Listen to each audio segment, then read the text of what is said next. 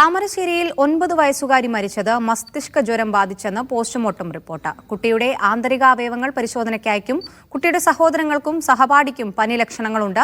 ഇവർ കോഴിക്കോട് മെഡിക്കൽ കോളേജിൽ ചികിത്സയിലാണ്. 4ാം ക്ലാസ് വിദ്യാർത്ഥിനിയായ അനയ ഇന്നലെയാണ് മരിച്ചത്. വിവരങ്ങൾ നൽകാനായി നന്ദഗോപാൽ ചേരുന്നുണ്ട്. നന്ദഗോപാൽ, എപ്പോഴാണ് പരിശോധനാ ഫലം വന്നത്?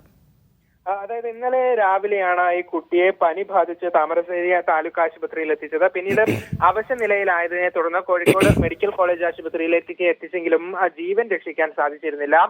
പിന്നീട് നടത്തിയ പരിശോധനയിലാണ് മസ്തിഷ്ക ജ്വരമാണ് എന്ന് കണ്ടെത്തിയത്.